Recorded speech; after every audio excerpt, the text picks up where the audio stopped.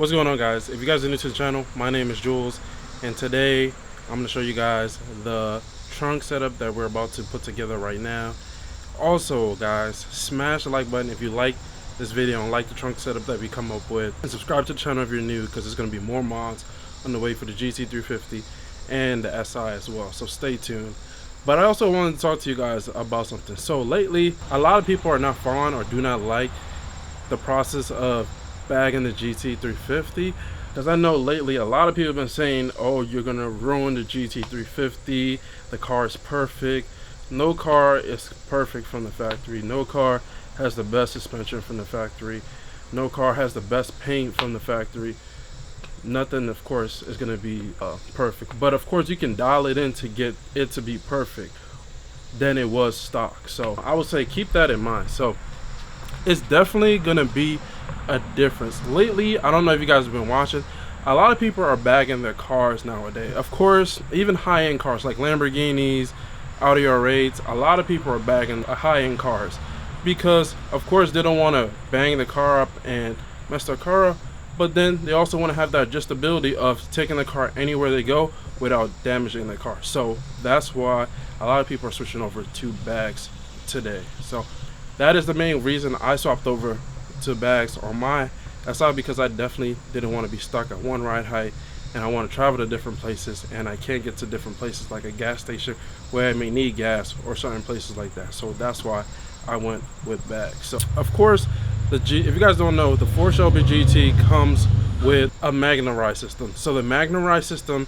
is kind of like the airlift system, where you have the height sensors and whatever preset you maintain. If it's 45 psi around each bag, it's going to maintain that 45 psi in corners and different stuff like that. The same thing with the Magnum, but you do not have the ability, you do not have the adjustability or a lift to lift up the front of the car.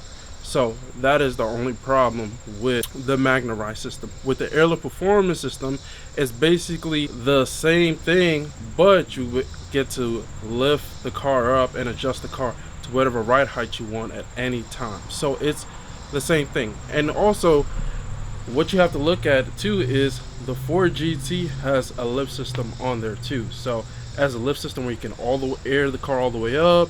It has a race mode where it goes all the way above the tire for race mode, and it has a bunch of other cool little features like that too. So the Ford GT, the new one, that is their top performing car, and the GT350, which is also their top performing car that's out right now, you can definitely say, especially this car, even with the ride height it comes from factory, that splitter is pretty low to the ground. You cannot get into some areas like in the city or gas station with that front lip that they have on. So you also have to keep in mind that as well. We can barely get the car out of the driveway as it is, or a little steep driveway that we have now. So it's definitely going to be a plus when you get the airlift system on there with the height sensors, and then you get the 30-way adjustable dampening. It's going to make a big difference, and the handling is going to be a night and day difference. So I'm glad, I cannot wait to get the airlift system on the GT350.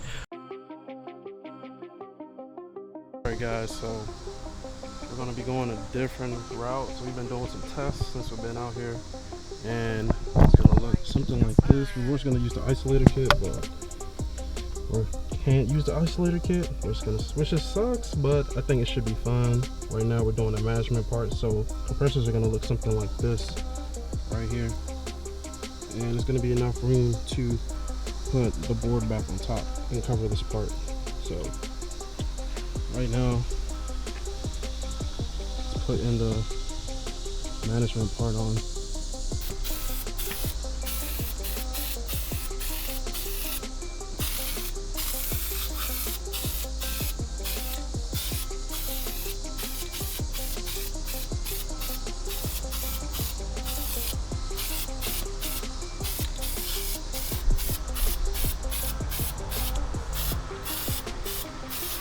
Isn't this what they kind of use for headliners and stuff? Yep, exactly what it is.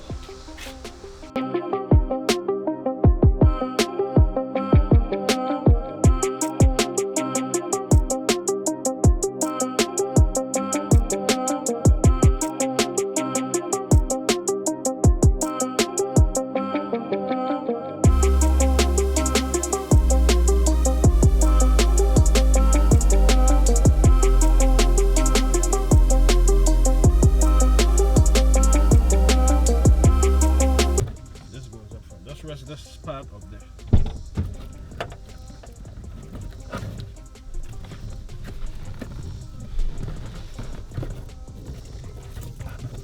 I just need a little piece of it.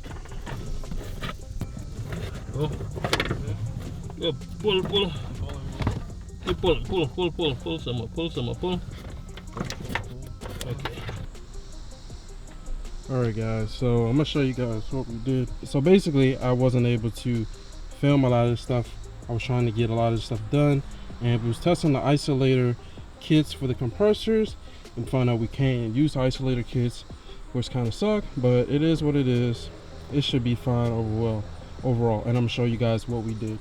So we had like boards and everything over here, had the saw out cutting boards to make sure to see if we could use a board or something to put the compressors on, but it's too tall for the cover to go on. So that's number one. So I'm gonna go over everything that we did. So as you guys can see, this is the compressor one right here, and what we did was kind of like put it as a slant, and I already put the filter and the filters in, and basically the compressor's in and it's held by Velcro, so it's kind of hard for you guys to see down there, but underneath the black little piece right here, there is Velcro underneath that on each side. So if you guys can see, I'm moving it, it's not going anywhere with the Velcro.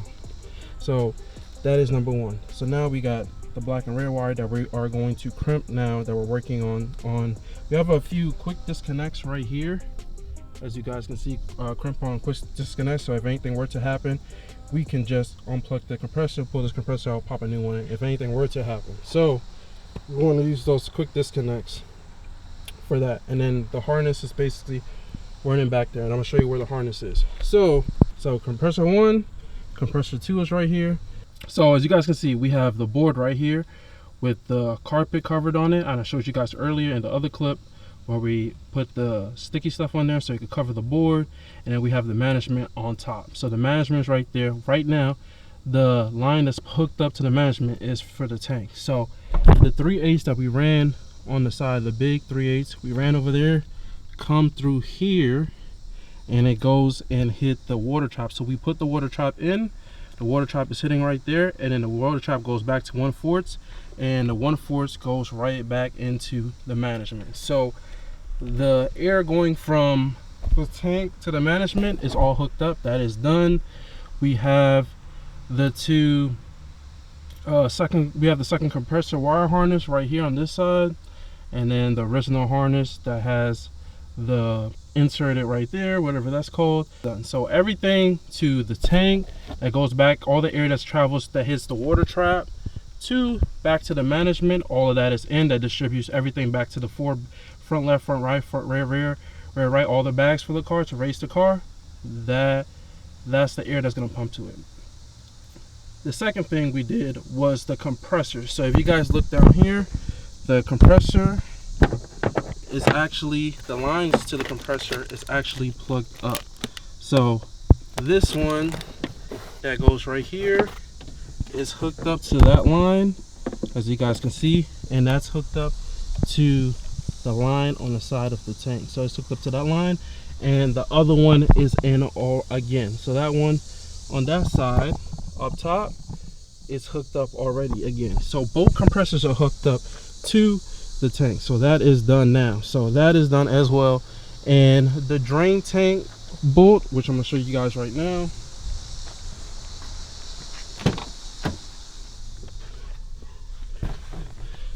The drain tank. So a lot of people was asking me in the last video of where we're gonna put the drain tank. So the drain one is gonna be the one that's hanging from the edge of the tank, and that's gonna go right here. Boom. So when it's time to drain the tank, you just pull it and you press down on it, and just like you're pumping air in a tire, you press down on it and it's gonna let all the water out and everything. So that is hooked up as well, but it's tucked back here so you can't see it. So that is done as well. So basically everything for the tank is hooked up right now. So the only thing is mainly is running the lines to the management. So that is the front struts and the rear struts, and just running a line outside of the car so you can hear that big psh when the car airs out going to ride height or just airing out to the ground. So that is what's next, basically, that needs to be done now. So as you guys can see, everything is kind of hard to see back here, but those two fittings are in. The one at the top is for the compressor. The one at the top is for the compressor. The one on the side at the bottom is for the drain tank. The other side, the one at the top, is going back to the management. That goes right there to the management that's already plugged in. And then the other one is for the compressor. So no, I had that wrong. So the top one is for the compressor, and the bottom one is for the management. As you guys can see, those 4 plugs, and that is the front left, front right, rear left, rear right. That is to the tank, which that's already done, and that's going to be your air out that goes outside of the car. My car doesn't have one plugged in because I didn't want to make out the loud air out side of the car.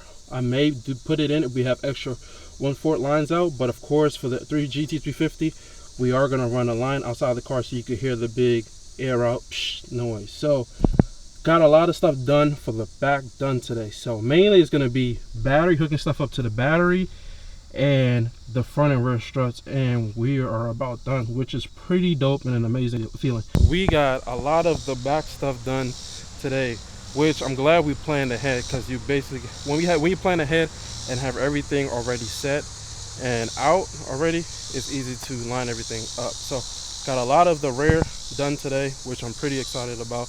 Right now we're looking at seeing if we could get a little bigger quick disconnect to basically run the copper lines through there, because that hole is pretty small and we definitely need a bigger one. As you guys can see how big it is going in, and then right there in the middle it goes smaller to get a good connection for the red and black wire for the compressor. So these easy quick disconnects is a big help. We're just pulling it out and pulling out the compressor and fixing the compressor or replacing the compressor. So that's what we're looking at to do next. That's our next step, and then we're going to move on from that. So big progress today with getting the car done. I'm super happy, getting super close to the next step of getting the car done, picking the right height and everything. So I'm happy about that. That's it for the video, guys. Definitely, guys, if you like this video, smash the like button, and also if you're new to the channel, subscribe to the channel, and don't forget to hit the notification bell to be notified on when every single video drop. That's it for the video, guys. If there's anything that you guys want to achieve, find your inner drive, the thing that drives you to take a step toward your goals every single day and make it happen. Peace.